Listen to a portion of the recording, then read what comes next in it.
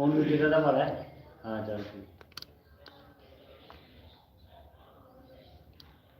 करो जी शुरू। हाँ जी सारे ही हाजरीन, हाँ जी सारे ही हाजरीन का निघा स्वागत किया जाता है। कट दो।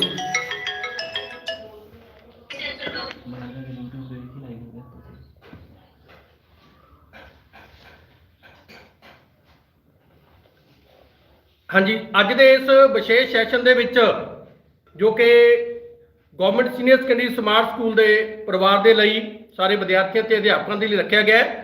इस सैशन के आप सारिਆਂ का खैर मकदम जी आयां नूं स्वागत किया जाता है।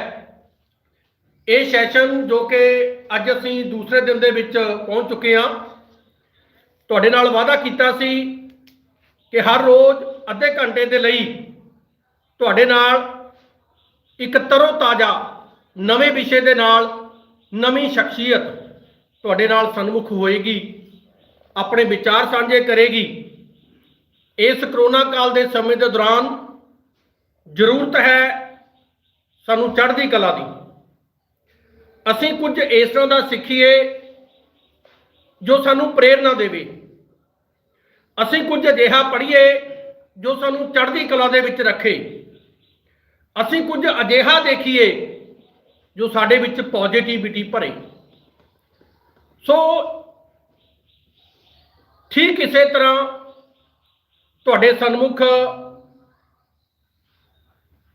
किसी सियाणे ने कहा कि व्यक्ति की पहचान उसते बाहरी दिख तो नहीं हुंदी। व्यक्ति की पहचान जरूरी नहीं है कि उसके कपड़े तो होवे। व्यक्ति की पहचान जरूरी नहीं है कि उसके मुखारबिंद के विचों उचारे हुए चंद शब्दों के राही होवे। असीं देखते हाँ कि साडी जिहड़ी सुंदर लिखाई है, किसी व्यक्ति की लिखी हुई लिखाई खत के रूप में जदों दूसरों के सामने जाती है तो उस लिखाई के राही भी साडी जिहड़ी शख्सियत है उस पढ़न वाले व्यक्ति के सामने उभर के आती है। कई बार असीं देखते हैं कि बोलण का सलीका साडी ठुमक करदे होए साडी चाल जां असीं एक दूसरे के नाल किवें वाह वास्ता हुंदे हां। असीं जदों गल करदे हां एक दूजे नाल मिलदे हां। गुरदास मान ने ये मंडी दुनिया पैसे दी, ये मंडी दुनिया पैसे दी, हर चीज़ वकेंदी भा सजना, इत्थे रोंदे चेहरे नहीं विकदे, हसण दी आदत पा सजना। जदों असीं किसी नूं हस के मिलांगे तो साडी शख्सियत का वो पक्ष दूजिਆਂ ਦੇ सामने आवेगा। सानू हर एक नूं व्यक्ति सानू मिलण दी चाहना रखेगा तो जदों असीं लमकिया होया चेहरा लैके जावांगे तो साडे तो दूर भज्जणगे। चढ़दी कला की गल करांगे हर एक पास आवेगा, बैठण की कोशिश करेगा, सांझ पावेगा। पर जे असीं सड़ीअल वतीरा अपना के रखांगे तो असीं दुनिया तो दूर हुंदे जावांगे।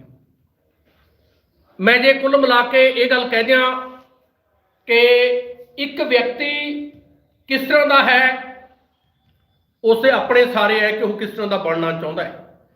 सिक्ख्या एक व्यक्ति नूं महान बनना सिखाउंदी है। जमांदरू कोई भी व्यक्ति सिक्ख्या सिखाया नहीं हुंदा, परंतु अपने गुरुजनों के राही, सुंदर किताबां के राही, सोशल मीडिया के राही, स्मार्ट क्लासरूमां के जरिए ते खास तौर के उत्ते विशेष शख्सियतों के नाल गलबात करके लगातार राबता में रह के असीं अपने जीवन नूं बहुत वधिया बना सकते हाँ। सो मैं तुहाडे अते अज दे साडे मुख बुलारे उन्हां दे दरमियान ज़्यादा समा ना रहिंदा होया मैं चाहुंदा कि साडे अज दे मुख बुलारे जिन्हां दे बारे विच जे मैं थोड़े शब्दों के विच गल रखांगा तो बड़ी बड़ी बेइंसाफी होएगी, क्योंकि विग्यानक नज़रिया ਕਿਵੇਂ ਅਸੀਂ ਆਪਣੇ ਆਪ ਦੇ ਵਿੱਚ ਪੈਦਾ ਕਰ ਸਕਦੇ ਹਾਂ। ਇਹ ਸ਼੍ਰੀ ਅਜੇ ਕੁਮਾਰ ਜੀ ਦੇ ਵਿੱਚੋਂ ਤੁਹਾਨੂੰ ਬਾਖੂਬੀ ਉਹਨਾਂ ਦੇ ਜੀਵਨ ਦੇ ਵਿੱਚੋਂ, ਉਹਨਾਂ ਦੇ ਜੀਵਨ ਦੇ ਵਿਚਰਨ ਦੇ ਤੌਰ ਤਰੀਕੇ ਦੇ ਵਿੱਚੋਂ, ਉਹਨਾਂ ਦੇ ਲਹਿਜੇ ਦੇ ਵਿੱਚੋਂ, ਗੱਲਬਾਤ ਕਰਨ ਦੇ ਵਿੱਚੋਂ, ਉਹਨਾਂ ਦੇ ਕਬੀਲਦਾਰੀ ਦੇ ਕੰਮਾਂ ਕਾਰਾਂ ਦੇ ਵਿੱਚੋਂ, ਪਰਿਵਾਰਕ ਜੀਵਨ ਦੇ ਵਿੱਚੋਂ, ਸਮਾਜਿਕ ਜੀਵਨ ਦੇ ਵਿੱਚੋਂ ਤੇ ਆਰਥਿਕ ਜੀਵਨ ਦੇ ਵਿੱਚੋਂ ਸਾਨੂੰ ਬਾਖੂਬੀ ਦੇਖਣ ਨੂੰ ਮਿਲਦਾ ਹੈ। ਜੇ ਮੈਂ ਥੋੜੇ ਸ਼ਬਦਾਂ ਵਿੱਚ ਕਹਾਂ ਕਿ ਸ਼੍ਰੀ ਅਜੇ ਕੁਮਾਰ ਜੀ ਸ਼ਰਮਾ ਜੋ ਕਿ ਸਾਡੇ ਕੋਲੇ ਅਧਿਆਪਕ ਨੇ, ਮੈਨੂੰ ਬੜਾ ਮਾਣ ਹੈ ਕਿ ਇਸ ਸਾਥੀ ਦੇ ਨਾਲ ਲੰਮਾ ਸਮਾਂ ਵਿਚਰਨ ਦਾ ਮੌਕਾ ਮਿਲਦਾ ਹੈ, ਬੜਾ ਕੁਝ ਸਿੱਖਣ ਨੂੰ ਮਿਲਦਾ ਹੈ। ਤੇ ਆਓ ਆਪਾਂ ਅੱਜ ਤੁਹਾਡੇ ਨਾਲ ਇੱਕ ਨਵੇਂ ਵਿਸ਼ੇ ਦੇ ਨਾਲ, ਸਾਡੇ ਅੱਜ ਦੇ ਮੁੱਖ ਬੁਲਾਰੇ ਮਹਾਨ ਸ਼ਖਸੀਅਤ ਸ਼੍ਰੀ ਅਜੇ ਕੁਮਾਰ ਜੀ ਸ਼ਰਮਾ, ਉਹ ਤੁਹਾਡੇ ਨਾਲ ਆਪਣੀ ਗੱਲਬਾਤ ਸ਼ੁਰੂ ਕਰਨਗੇ। ਮੈਂ ਉਹਨਾਂ ਨੂੰ ਗੁਜ਼ਾਰਿਸ਼ ਕਰਾਂਗਾ ਕਿ ਸਾਡੇ ਵਿਦਿਆਰਥੀਆਂ ਤੇ ਅਧਿਆਪਕ ਸਹਿਬਾਨਾਂ ਦੇ ਨਾਲ ਆਪਣੇ ਵਿਚਾਰਾਂ ਦੀ ਕਿਰਪਾ ਕਰਕੇ ਸਾਂਝ ਪਾਉਣਗੇ। ਸ਼੍ਰੀ ਅਜੇ ਕੁਮਾਰ ਸ਼ਰਮਾ ਜੀ।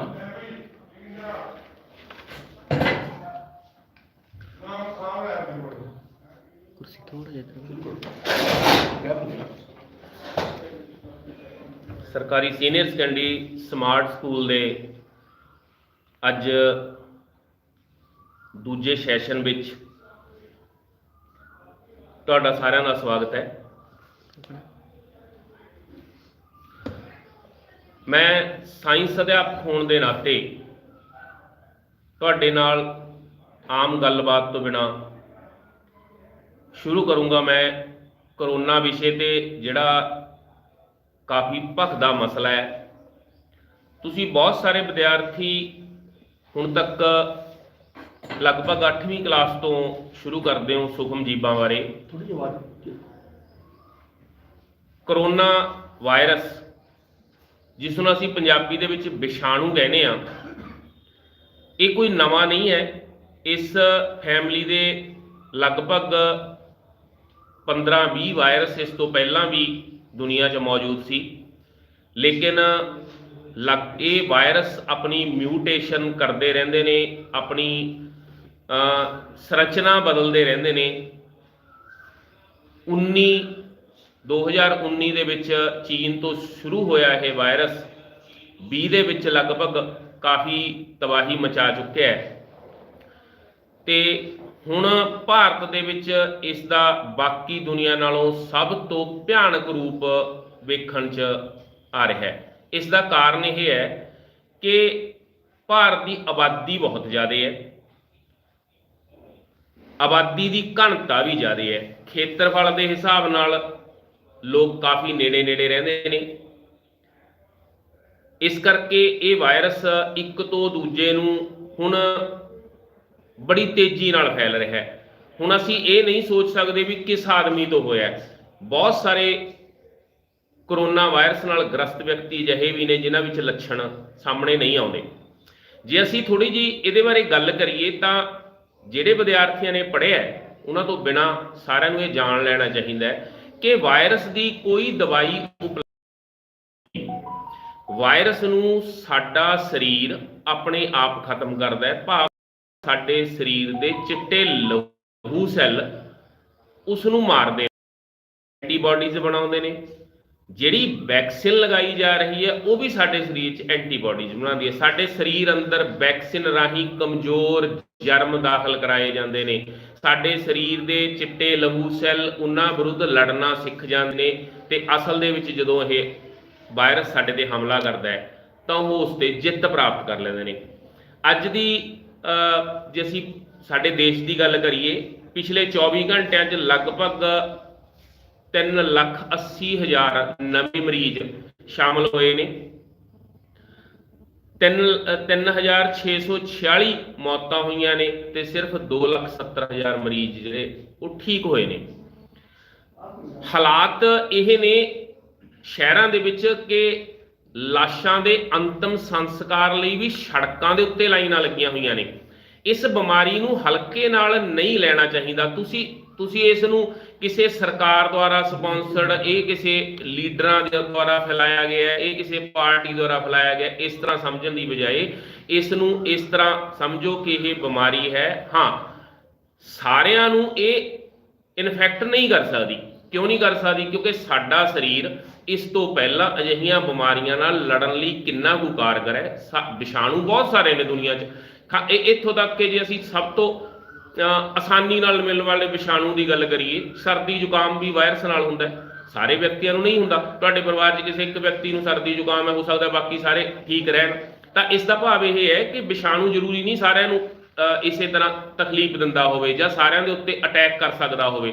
ਵਿਸ਼ਾਣੂ ਤੁਹਾਡੇ ਸਰੀਰ 'ਚ ਦਾਖਲ ਹੁੰਦਾ ਹੈ। ਜੇਕਰ ਤੁਹਾਡਾ ਸਰੀਰ ਦੀ ਪ੍ਰਤੀਰੋਧੀ ਤਾਕਤ ਬਹੁਤ ਵਧੀਆ ਹੈ ਤਾਂ ਤੁਹਾਨੂੰ ਕੋਈ ਸਮੱਸਿਆ ਨਹੀਂ ਹੋ ਸਕਦੀ। ਪਰ ਇਸ ਤੋਂ ਬਚਿਆ ਜਾ ਸਕਦਾ ਹੈ। ਕਿਵੇਂ? ਇਹ ਵਾਇਰਸ ਸਾਡੇ ਫੇਫੜਿਆਂ ਨੂੰ ਪ੍ਰਭਾਵਿਤ ਕਰਦਾ ਹੈ। ਫੇਫੜਿਆਂ ਦੇ ਵਿੱਚ ਇਹ ਮਿਊਕਸ ਬਣਾਉਂਦਾ ਹੈ। ਮਿਊਕਸ ਬਾਹਰ ਨਹੀਂ ਨਿਕਲਦਾ, ਜੰਮ ਜਾਂਦਾ ਹੈ, ਜਿਸ ਕਰਕੇ ਆਕਸੀਜਨ ਦੀ ਕਮੀ ਹੋਣੀ ਸ਼ੁਰੂ ਹੋ ਜਾਂਦੀ ਹੈ। ਜਦੋਂ ਸਾਡੇ ਸਰੀਰ ਦੇ ਵਿੱਚ ਸਾਡੀ ਆਕਸੀਜਨ ਦੀ ਕਮੀ ਹੋਣ ਲੱਗੇ ਤਾਂ ਸਾਨੂੰ ਆਕਸੀਜਨ ਸਪੋਰਟ ਦੀ ਜ਼ਰੂਰਤ ਪੈਂਦੀ ਹੈ। ਤੁਸੀਂ ਅੱਜ ਕੱਲ੍ਹ ਖਬਰਾਂ 'ਚ ਦੇਖਦੇ ਹੋਵੋਗੇ ਕਿ ਆਕਸੀਜਨ ਨੂੰ ਲੈ ਕੇ ਬਹੁਤ ਅਫਰਾ ਤਫਰੀ ਮੱਚੀ ਹੋਈ ਹੈ। ਕਾਰਨ ਇਹ ਹੈ ਕਿ ਆਕਸੀਜਨ ਜ਼ਿਆਦਾ ਵਿਅਕਤੀਆਂ ਨੂੰ ਚਾਹੀਦੀ ਹੈ ਤੇ ਸਾਡਾ ਦੇਸ਼ ਇਸ ਲਈ ਤਿਆਰ ਨਹੀਂ ਸੀ। ਆਕਸੀਜਨ ਦਾ ਉਤਪਾਦਨ ਉਨਾ ਜ਼ਿਆਦਾ ਨਹੀਂ ਸੀ, ਜਿਸ ਕਰਕੇ ਕਾਫੀ ਮਾਰਾਮਾਰੀ ਹੋ ਰਹੀ ਹੈ ਤੇ ਆਕਸੀਜਨ ਦੀ ਘਾਟ ਨਾਲ ਬਹੁਤ ਸਾਰੇ ਮਰੀਜ਼ ਮਾਰੇ ਜਾ ਰਹੇ ਨੇ। ਮੇਰਾ ਤੁਹਾਨੂੰ ਇੰਨਾ ਹੀ ਕਹਿਣਾ ਹੈ ਕਿ ਇਸ ਬਿਮਾਰੀ ਨੂੰ ਤੋਂ ਬਚਣ ਦਾ ਇੱਕ ਇਲਾਜ ਹੈ, ਉਹ ਕਾਫੀ ਹੱਦ ਤੱਕ ਕਾਰਗਰ ਹੈ, ਜਿਹੜਾ ਕਿ ਤੁਸੀਂ ਮਾਸਕ ਦੇ ਰੂਪ 'ਚ ਰੱਖ ਸਕਦੇ ਹੋ। 3 ਤਹਿਾਂ ਵਾਲਾ ਇੱਕ ਮਾਸਕ, 3 ਪਰਤਾਂ ਵਾਲਾ ਮਾਸਕ ਕਾਫੀ ਹੱਦ ਤੱਕ ਕਾਰਗਰ ਹੁੰਦਾ ਹੈ। ਇਸ ਲਈ ਇੱਕ ਦੂਜੇ ਦੀ ਨਜ਼ਦੀਕ ਜਾਣ ਤੋਂ, ਛੋਹ ਤੋਂ ਜ਼ਰੂਰ ਬਚੋ, ਕਿਉਂਕਿ ਇਹ ਹੱਸੀ ਮਜ਼ਾਕ ਦਾ ਟਾਈਮ ਨਹੀਂ ਹੈ। ਜੇਕਰ ਤੁਸੀਂ ਇਸ ਨਾਲ ਪ੍ਰਭਾਵਿਤ ਹੁੰਦੇ ਹੋ ਤਾਂ ਤੁਹਾਡੇ ਪਰਿਵਾਰ ਨੂੰ ਇਸ ਮੁਸ਼ਕਲ ਘੜੀ 'ਚੋਂ ਕੱਢਣਾ ਕਾਫੀ ਔਖਾ ਹੋ ਜਾਂਦਾ ਹੈ। ਹਰੇਕ ਆਦਮੀ ਆਪਣੇ ਪਰਿਵਾਰ ਵਾਸਤੇ ਅਮੁੱਲ ਹੁੰਦਾ ਹੈ। ਮੈਂ ਇਸ ਉਮੀਦ ਨਾਲ ਕਿ ਤੁਸੀਂ ਕਰੋਨਾ ਦੇ ਖਤਰੇ ਤੋਂ ਥੋੜ੍ਹਾ ਬਹੁਤ ਆਗਾਹ ਹੋਏ ਹੋਵੋਗੇ ਤੇ ਇਸ ਨੂੰ ਤੁਸੀਂ ਢੰਗ ਨਾਲ ਪੂਰੇ ਸੁਚੇਤ ਰਹਿ ਕੇ ਇਹਦਾ ਮੁਕਾਬਲਾ ਕਰੋਗੇ। ਤੇ ਆਓ ਅਸੀਂ ਅੱਜ ਦੇ ਵਿਸ਼ੇ ਦੀ ਗੱਲ ਕਰਦੇ ਹਾਂ। ਅੱਜ ਦਾ ਵਿਸ਼ਾ ਹੈ ਕਿ ਸਾਡੀ ਸ਼ਖਸੀਅਤ ਦਾ ਵਿਕਾਸ। ਸ਼ਖਸੀਅਤ ਦੇ ਵਿਕਾਸ ਦੇ ਬਹੁਤ ਸਾਰੇ ਨੁਕਤੇ ਨੇ, ਮੈਂ ਉਹਨਾਂ 'ਚੋਂ ਕੁਝ ਕੁ ਤੁਹਾਡੇ ਨਾਲ ਸਾਂਝੇ ਕਰਾਂਗਾ। ਜੇ ਅਸੀਂ ਸਭ ਤੋਂ ਪਹਿਲੇ ਨੁਕਤੇ ਦੀ ਗੱਲ ਕਰਾਂ ਮੈਂ ਤਾਂ ਜ਼ਿੰਮੇਵਾਰੀ ਮੰਨਣਾ। ਤੁਹਾਡੀ ਸ਼ਖਸੀਅਤ ਕਿਸ ਗੱਲ ਤੇ ਨਿਰਭਰ ਕਰਦੀ ਹੈ ਕਿ ਤੁਸੀਂ ਕਿੰਨੇ ਕੁ ਜ਼ਿੰਮੇਵਾਰ ਹੋ। ਜ਼ਿੰਮੇਵਾਰੀ ਦਾ ਭਾਵ ਤੁਹਾਨੂੰ ਕੋਈ ਕੰਮ ਦਿੱਤਾ ਗਿਆ ਤੁਹਾਡੇ ਪਰਿਵਾਰ ਵੱਲੋਂ, ਤੁਹਾਡੇ ਜੀਵਨ ਸਾਥੀ ਵੱਲੋਂ, ਤੁਹਾਡੇ ਬੱਚਿਆਂ ਵੱਲੋਂ, ਤੁਹਾਡੇ ਮਾਂ-ਬਾਪ ਵੱਲੋਂ। ਜੇਕਰ ਉਹਨਾਂ ਨੂੰ ਇਹ ਭਰੋਸਾ ਹੈ ਕਿ ਤੁਸੀਂ ਇਸ ਕੰਮ ਨੂੰ ਸੁਚੱਜੇ ਢੰਗ ਨਾਲ ਨੇਪਰੇ ਚਾੜ ਦੋਗੇ ਤਾਂ ਤੁਸੀਂ ਸਾਰਿਆਂ ਦੀਆਂ ਨਜ਼ਰਾਂ 'ਚ ਇੱਕ ਜ਼ਿੰਮੇਵਾਰ ਸ਼ਖਸ ਦੇ ਤੌਰ ਤੇ ਕਹਾਓਗੇ, ਜਿਹੜਾ ਕਿ ਤੁਹਾਡੀ ਸ਼ਖਸੀਅਤ ਦਾ ਇੱਕ ਨੁਕਤਾ ਹੈ, ਇੱਕ ਪੋਜ਼ਿਟਿਵ ਪੁਆਇੰਟ ਹੈ। ਇਸ ਤੋਂ ਬਿਨਾਂ ਜੇ ਅਸੀਂ ਗੱਲ ਕਰੀਏ, ਕੀ ਤੁਸੀਂ ਦੂਜਿਆਂ ਦੀ ਪਰਵਾਹ ਕਰਦੇ ਹੋ? ਤੁਸੀਂ ਆਪਣੇ ਪਰਿਵਾਰ 'ਚ ਬਾਕੀ ਮੈਂਬਰਾਂ ਦੀ, ਆਪਣੇ ਸਾਥੀਆਂ ਦੀ, ਆਪਣੇ ਕਲਾਸਮੇਟ ਦੀ ਤੁਸੀਂ ਪਰਵਾਹ ਕਰਦੇ ਹੋ? ਇਸ ਬਾਰੇ ਮੈਨੂੰ ਇੱਕ ਛੋਟੀ ਤੁਹਾਡੇ ਨਾਲ ਕਹਾਣੀ ਸਾਂਝੀ ਕਰਾਂਗਾ। ਕਿਸੇ ਸਥਾਨ ਤੇ ਇੱਕ ਫੌਜੀ ਕਮਾਂਡਰ ਜਾਂ ਨਾਇਕ, ਕੁਝ ਵੀ ਕਹਿ ਸਕਦੇ ਹੋ, ਖੜਾ ਸੀ ਤੇ ਦੂਜੇ ਜਿਹੜੇ ਫੌਜ ਦੇ ਸਿਪਾਹੀ ਸੀ ਉਹ ਇੱਕ ਭਾਰੀ ਤੋਪ ਨੂੰ ਹਿਲਾਉਣ ਦੀ ਕੋਸ਼ਿਸ਼ ਕਰ ਰਹੇ ਸੀ। ਤੇ ਉੱਥੇ ਇੱਕ ਹੋਰ ਫੌਜੀ ਆਇਆ। ਉਹ ਕਹਿੰਦਾ ਵੀ ਤੂੰ ਇਹਨਾਂ ਨਾਲ ਕਿਉਂ ਨਹੀਂ ਸਹਾਇਤਾ ਕਿਉਂ ਨਹੀਂ ਕਰ ਰਿਹਾ? ਉਹ ਕਹਿੰਦਾ ਵੀ ਮੈਂ ਤਾਂ ਇਹਨਾਂ ਦਾ ਨਾਇਕ ਹਾਂ ਤੇ ਮੇਰਾ ਕੰਮ ਸਿਰਫ ਹੁਕਮ ਦੇਣਾ ਹੀ ਹੁੰਦਾ ਹੈ। ਉਹ ਦੂਜਾ ਫੌਜੀ ਆਪਦੇ ਵਾਹਨ ਤੋਂ ਉਤਰਿਆ ਤੇ ਸਿਪਾਹੀਆਂ ਨਾਲ ਲੱਗ ਕੇ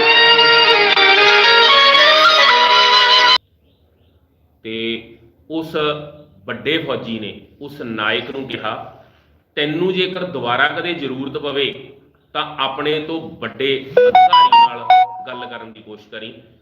ਜਦੋਂ ਉਸ ਨੂੰ ਇਹ ਪਤਾ ਲੱਗਿਆ ਕਿ ਇਹ ਜਿਹੜਾ ਫੌਜੀ ਸੀ ਇਹ ਮੇਰਾ ਅਧਿਕਾਰੀ ਹੈ ਤਾਂ ਉਸ ਨੂੰ ਕਿੰਨੀ ਕੁ ਸ਼ਰਮ ਮਹਿਸੂਸ ਹੋਈ ਹੋਵੇਗੀ, ਤੁਸੀਂ ਇਹ ਅੰਦਾਜ਼ਾ ਲਗਾ ਸਕਦੇ ਹੋ।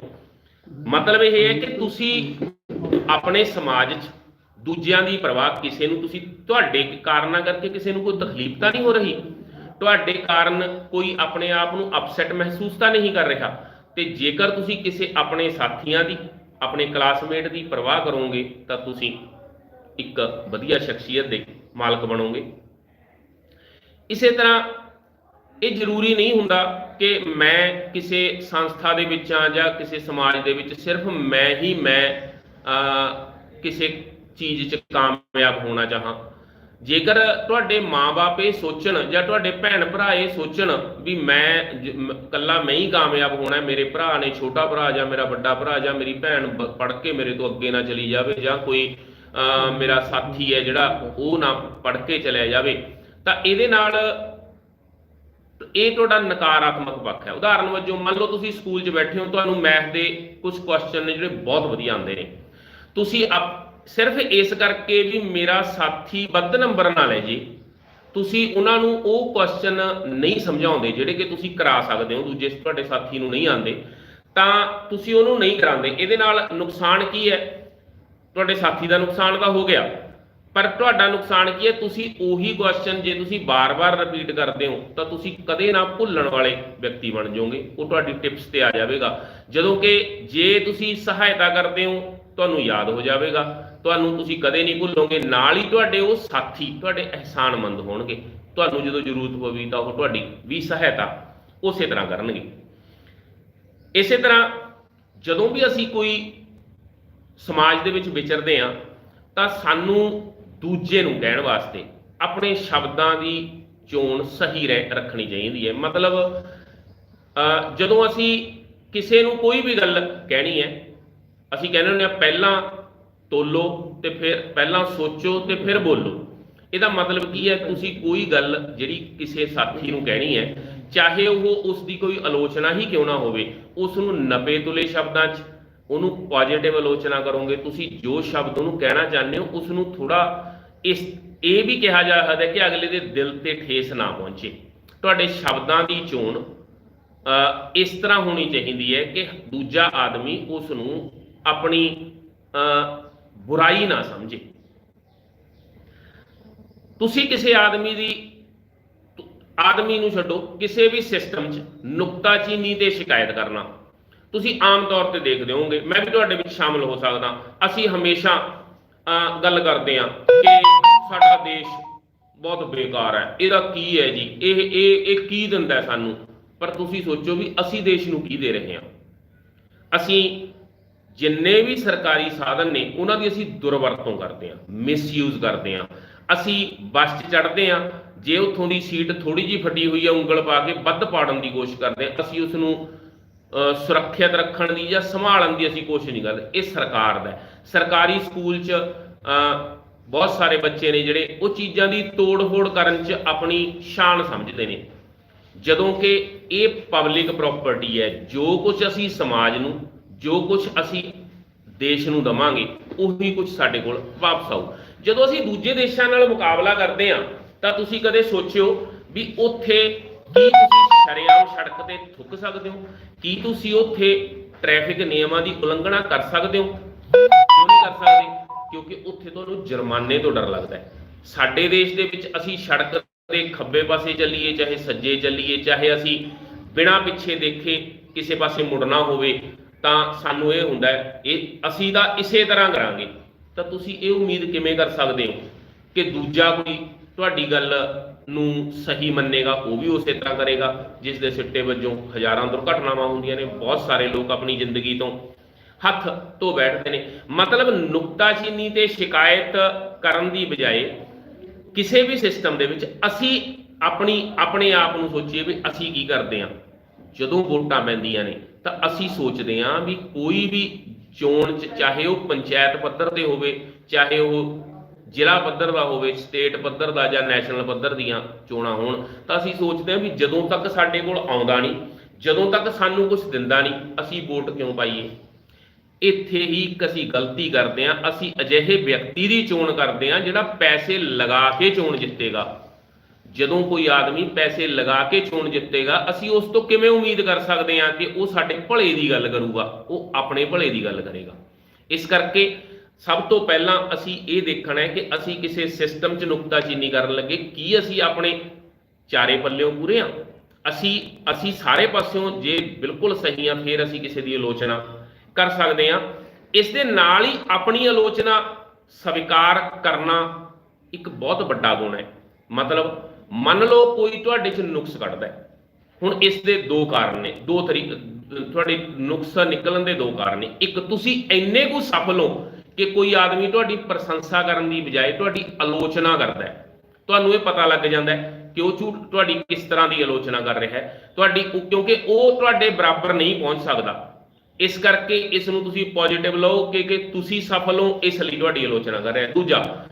ਦੂਜਾ ਕੋਈ ਅਜਿਹਾ ਵਿਅਕਤੀ ਵੀ ਹੋ ਸਕਦਾ ਜਿਹੜਾ ਤੁਹਾਡੇ ਗੁਣਾਂ ਨੂੰ ਵਧਾਉਣਾ ਚਾਹੁੰਦਾ ਹੈ ਤੇ ਤੁਹਾਡੇ ਵਿੱਚ ਜਿਹੜੇ ਕੋਈ ਨੁਕਸ ਨੇ, ਤੁਹਾਡੀਆਂ ਕਮੀਆਂ ਨੂੰ ਤੁਹਾਨੂੰ ਦੱਸਣਾ ਚਾਹੁੰਦਾ ਹੈ ਕਿ ਇਹਨਾਂ ਨੂੰ ਦੂਰ ਕੀਤਾ ਜਾ ਸਕੇ। ਇਸ ਨੂੰ ਅਸੀਂ ਸਕਾਰਾਤਮਕ ਆਲੋਚਨਾ ਕਹਿ ਸਕਦੇ ਹਾਂ। ਭਾਵ ਆਪਣੀ ਆਲੋਚਨਾ ਨੂੰ ਸੁਣਨਾ। ਜੇ ਅਸੀਂ ਕਿਸੇ ਨੂੰ ਕੁਝ ਕਹਿਣ ਦੀ ਹਿੰਮਤ ਰੱਖਦੇ ਹਾਂ ਤਾਂ ਆਪਣੀ ਆਲੋਚਨਾ ਨੂੰ ਸਵੀਕਾਰ ਕਰਨਾ ਵੀ ਸਿੱਖੋ, ਆਪਣੀਆਂ ਗਲਤੀਆਂ ਨੂੰ ਵੀ ਸਵੀਕਾਰ ਕਰਨਾ ਸਿੱਖੋ ਤੇ ਉਹਨਾਂ ਨੂੰ ਦੁਬਾਰਾ ਤੋਂ ਨਾ ਦੁਹਰਾਓ। ਇਹ ਵੀ ਕੋਸ਼ਿਸ਼ ਕਰੋ ਕਿ ਉਹ ਗਲਤੀਆਂ ਨੇ ਜ਼ਿੰਦਗੀ 'ਚ ਦੁਬਾਰਾ ਨਾ ਦੁਹਰਾਈਆਂ ਜਾਣ, ਤਾਂ ਕਿ ਅਸੀਂ ਇੱਕ ਉੱਚ ਪੱਧਰੀ ਸ਼ਖਸੀਅਤ ਦੇ ਮਾਲਕ ਬਣ ਸਕੀਏ। ਇਸ ਦੇ ਨਾਲ ਜੇ ਅਸੀਂ ਸੋਚੀਏ ਕਿ ਸਾਡੇ 'ਚ ਇੱਕ ਦਇਆ ਦੀ ਭਾਵਨਾ ਵੀ ਹੋਣੀ ਚਾਹੀਦੀ ਹੈ। ਦਇਆ ਦੀ ਭਾਵਨਾ ਦਾ ਮਤਲਬ ਕੀ ਹੈ? ਮੰਨ ਲਓ ਤੁਸੀਂ ਕਿਸੇ ਲਾਈਨ 'ਚ ਖੜੇ ਹੋ, ਤੁਹਾਡੇ ਪਿੱਛੇ ਇੱਕ ਬਜ਼ੁਰਗ ਆਦਮੀ, ਇੱਕ ਬੱਚੇ ਵਾਲੀ, ਕੋਈ ਛੋਟੇ ਬੱਚੇ ਵਾਲੀ ਔਰਤ, ਕੋਈ ਪ੍ਰੈਗਨੈਂਟ ਲੇਡੀ ਖੜੀ ਹੈ, ਤਾਂ ਤੁਹਾਨੂੰ ਚਾਹੀਦਾ ਹੈ ਕਿ ਤੁਸੀਂ ਉਸ ਨੂੰ ਆਪਣਾ ਸਥਾਨ ਦੇ ਦਿਓ।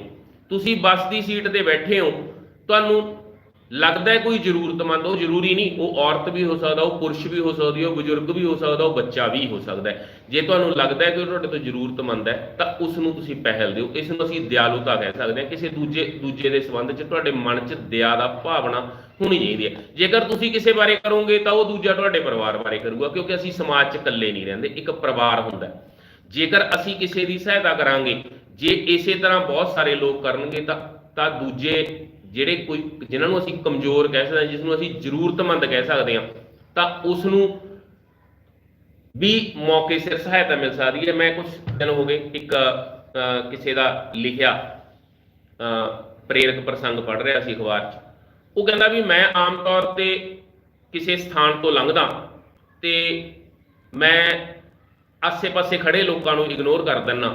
ਇੱਕ ਦਿਨ ਇੱਕ ਵਿਦਿਆਰਥੀ ਨੇ, ਇੱਕ ਸਾਥੀ ਨੇ, ਕਿਸੇ ਨੇ ਮੈਨੂੰ ਰੋਕਿਆ। ਉਹ ਕਹਿੰਦਾ ਵੀ ਮੇਰਾ ਐਗਜ਼ਾਮ ਹੈ ਤੇ ਮੈਂ ਉੱਥੇ ਜਾਣਾ। ਕਹਿੰਦਾ ਮੈਂ ਆਪਣਾ ਰਸਤਾ ਛੱਡ ਕੇ ਉਸ ਨੂੰ ਉਸਦੇ ਸਥਾਨ ਤੱਕ ਪਹੁੰਚਾਇਆ ਤਾਂ ਕਿ ਉਹ ਆਪਣਾ ਐਗਜ਼ਾਮ ਦੇ ਸਕੇ। ਕੁਝ ਦਿਨਾਂ ਬਾਅਦ ਮੇਰਾ ਮੋਟਰਸਾਈਕਲ ਖਰਾਬ ਹੋ ਗਿਆ ਤੇ ਮੈਨੂੰ ਰਸਤੇ 'ਚ ਰੁਕਣਾ ਪਿਆ। ਤਾਂ ਮੈਂ ਦੇਖਿਆ ਵੀ ਇੱਕ ਆਦਮੀ ਮੇਰੇ ਕੋਲ ਆ ਕੇ ਰੁਕਿਆ। ਤਾਂ ਉਹ ਕਹਿੰਦਾ ਕੀ ਮੈਂ ਤੁਹਾਡੀ ਸਹਾਇਤਾ ਕਰ ਸਕਦਾ? ਜਦੋਂ ਮੈਂ ਉਹਦੇ ਵੱਲ ਦੇਖਿਆ ਤਾਂ ਮੈਨੂੰ ਯਾਦ ਆਇਆ ਵੀ ਇਹ ਉਹੀ ਮੁੰਡਾ ਹੈ ਜਿਸ ਦੀ ਮੈਂ ਉਸ ਦਿਨ ਸਹਾਇਤਾ ਕਰੀ ਸੀ। ਭਾਵ ਤੁਸੀਂ ਜਿਸ ਦਾ ਕੁਝ ਕਰੋਗੇ ਜਾਂ ਜੋ ਕੁਝ ਤੁਸੀਂ ਦੂਜਿਆਂ ਵਾਸਤੇ ਕਰੋਗੇ, ਉਹੀ ਕੁਝ ਤੁਹਾਡੇ ਕੋਲ ਵਾਪਸ ਆਵੇਗਾ। ਜੇ ਤੁਸੀਂ ਕਿਸੇ ਦੀ ਸਹਾਇਤਾ ਨਹੀਂ ਕਰਦੇ ਤਾਂ ਹੋ ਸਕਦਾ ਕੱਲ ਨੂੰ ਤੁਹਾਨੂੰ ਜ਼ਰੂਰਤ ਹੋਵੇ, ਐਮਰਜੈਂਸੀ ਜ਼ਰੂਰਤ ਹੋਵੇ, ਤੁਸੀਂ ਬਹੁਤ ਤਕੜੇ ਹੋ, ਸਾਰਾ ਕੁਝ ਹੈ, ਤੁਸੀਂ ਕਿਸੇ ਵਾਹਨ 'ਚ ਜਾ ਰਹੇ ਹੋ, ਦੁਰਘਟਨਾ ਹੋ ਸਕਦੀ ਹੈ, ਤਾਂ ਦੁਰਘਟਨਾ ਦੀ ਹਾਲਤ ਦੇ ਵਿੱਚ ਜੇ ਤੁਸੀਂ ਸੋਚੋ ਵੀ ਤੁਹਾਨੂੰ ਸਹਾਇਤਾ ਦੀ ਜ਼ਰੂਰਤ ਨਹੀਂ ਹੈਗੀ ਤਾਂ ਗਲਤ ਹੋ। ਕਿਉਂਕਿ ਜਿੰਨੀ ਜਲਦੀ ਤੁਹਾਨੂੰ ਸਹਾਇਤਾ ਮਿਲ ਜੇ, ਜਿੰਨੀ ਜਲਦੀ ਜ਼ਖਮੀ ਨੂੰ ਡਾਕਟਰ ਕੋਲ ਪਹੁੰਚਾਇਆ ਜਾ ਸਕੇ, ਉਸ ਦੀ ਜਾਨ ਬਚ ਸਕਦੀ ਹੈ। ਦੂਜੇ ਕਿਸ ਤਰ੍ਹਾਂ ਦਾ ਵਿਵਹਾਰ ਕਰਦੇ ਨੇ, ਉਹਨਾਂ ਦਾ ਸਹੀ ਅਰਥ ਕੱਢੋ। ਸਹੀ ਅਰਥ ਦਾ ਮਤਲਬ ਹੁੰਦਾ ਹੈ, ਤੁਸੀਂ ਇੱਕ ਕਹਾਣੀ ਸੁਣੀ ਹੋਊਗੀ ਕਿ ਇੱਕ ਬੱਚਾ ਆਪਦੇ ਪਿਤਾ ਨੂੰ ਫਰੂਟ ਦੇ ਰਿਹਾ ਹੈ। ਉਹ ਵਿੱਚੋਂ ਪਹਿਲਾਂ ਆਪ ਦੰਦੀ ਵੱਢ ਲੈਂਦਾ, ਫਿਰ ਉਹ ਆਪਦੇ ਪਿਤਾ ਨੂੰ ਫੜਾ ਦਿੰਦਾ ਸੀ। ਉਹਨੇ 2-3 ਵਾਰੀ 4 ਵਾਰ ਇਸ ਤਰ੍ਹਾਂ ਕਰਿਆ। ਉਹਦੇ ਪਿਤਾ ਨੂੰ ਗੁੱਸਾ ਆਇਆ, ਬੱਚਾ ਮੈਨੂੰ ਵਾਰ-ਵਾਰ ਇਹ ਅੱਧਾ ਖਾ ਕੇ ਦੇ ਰਿਹਾ ਹੈ। ਤੇ ਉਸਨੇ ਪੁੱਛਿਆ ਵੀ ਤੂੰ ਇਸ ਤਰ੍ਹਾਂ ਕਿਉਂ ਕਰ ਰਿਹਾ ਹੈ?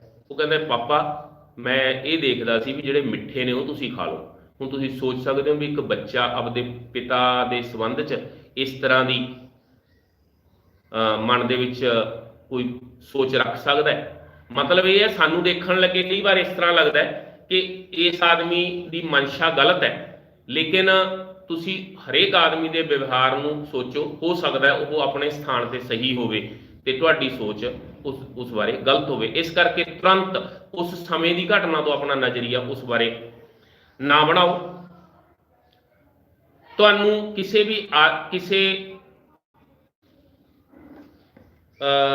ਘਟਨਾ ਦੇ ਕਿਸੇ ਦੂਜੇ ਵਿਅਕਤੀ ਨਾਲ ਬਾਹ ਪੈਣ ਸਮੇਂ ਚੰਗੇ ਸਰੋਤਾ ਬਣਨਾ ਚਾਹੀਦਾ। ਚੰਗੇ ਸਰੋਤਾ ਦਾ ਮਤਲਬ ਇਹ ਹੁੰਦਾ ਮੈਂ ਇਹ ਸੋਚਾਂ ਕਿ ਸਿਰਫ ਮੈਂ ਹੀ ਵਧੀਆ ਬੋਲ ਸਕਦਾ, ਦੂਜਾ ਕੋਈ ਆਦਮੀ ਕਿਸੇ ਵਧੀਆ ਵਿਚਾਰ ਨਹੀਂ ਰੱਖ ਸਕਦਾ। ਇਹ ਗਲਤ ਹੈ।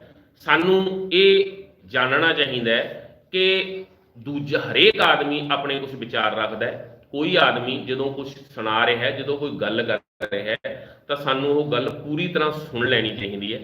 ਉਸ ਤੋਂ ਬਾਅਦ ਅਸੀਂ ਉਸ ਸੰਬੰਧ ਦੇ ਵਿੱਚ ਕੋਈ ਰਾਏ ਬਣਾਵਾਂਗੇ, ਕੁਝ ਵੀ ਅਸੀਂ ਆਪਣੇ ਵਿਚਾਰ ਪ੍ਰਗਟ ਕਰ ਸਕਦੇ ਹਾਂ।